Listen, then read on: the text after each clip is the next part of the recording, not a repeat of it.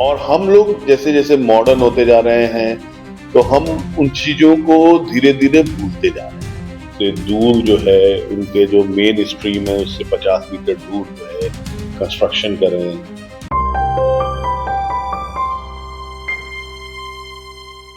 उत्तराखंड के पहाड़ी क्षेत्रों में लगातार हो रहे भूस्खलन ने एक बार फिर सरकार और आम जनता की चिंता बढ़ा दी है।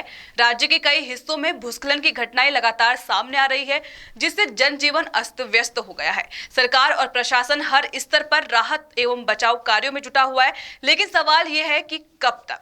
बता दें कि रुड़की आईआईटी के वैज्ञानिकों ने इस गंभीर मुद्दे पर कुछ महत्वपूर्ण वैज्ञानिक तथ्यों और उपायों की जानकारी दी है। वैज्ञानिकों का कहना है कि उत्तराखंड के पहाड़ भौगोलिक दृष्टि से अभी बहुत युवा है।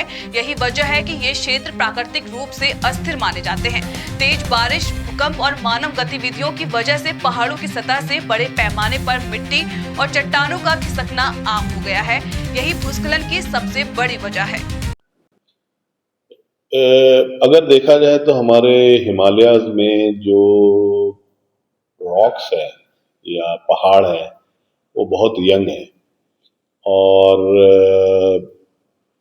जब भी स्लोप जो है 50 डिग्री से ऊपर होते हैं तो वो अनस्टेबल हो जाते हैं। उनकी अनस्टेबिलिटी को अगर हम प्रोटेक्ट कर लें, कई गवर्नमेंट की कई स्कीम्स हैं आजकल जो है, अगर आप देखते होंगे कि रोड साइड में they are putting up the rock bolts and protection, they are doing it. तो उससे जो है जगह जगह पे प्रोटेक्शन करना जरूरी है। और उसके अलावा जो है हमको अवेयर होना पड़ेगा कि जो है हम जो सरकारी नियम हैं जैसे कि नदियों के से दूर जो है उनके जो मेन स्ट्रीम है उससे 50 मीटर दूर जो है कंस्ट्रक्शन कर रहे हैं ये और स्लोप प्रोटेक्शन कर रहे हैं। इन सब चीज़ों से अगर हम लोग फॉलो करें तो हमें फायदा होगा। हालांकि समस्या का समाधान भी वैज्ञानिकों ने स्पष्ट किया है। उनका कहना है कि यदि सही इंजीनियरिंग उपाय अपनाए जाए तो इस खतरे को काफी हद तक नियंत्रित किया जा सकता है।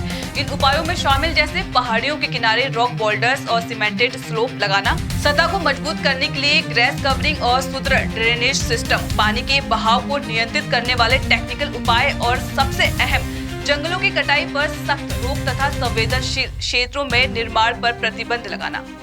अब जैसे अगर आप देखिए पुराने जो मकान है हमारे हिमालयाज में जो कि लकड़ियों के बने हुए हैं वो सरवाइव कर रहा है।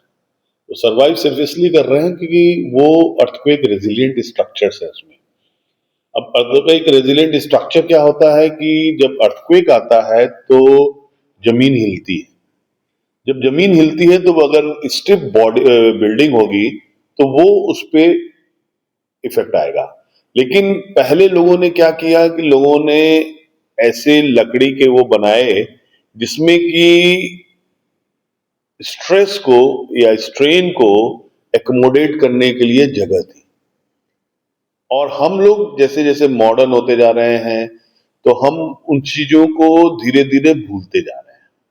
हमको कुछ ऐसी स्कीम करनी होगी कि जो जो हमारे वर्नाकुलर आर्किटेक्चर है उसको मॉडर्न बिल्डिंग्स में हम उसको इन्वॉल्व करें। अब सवाल ये है कि खूबसूरत पहाड़ अब खतरे की घंटी बनते जा रहे हैं। सवाल सिर्फ विकास का नहीं, सवाल संतुलन का है। लेकिन इन पहाड़ियों की नाजुक स्थिति को नजरअंदाज करना अब भारी पड़ सकता है। वैज्ञानिक चेतावनी दे चुके हैं। अब बारी है कि सरकार, प्रशासन और आम जनता मिलकर सतर्कता और समझदारी से कदम उठाए ताकि उत्तराखंड की जमीन खिसके नहीं बल्कि संवरे और संभले भी।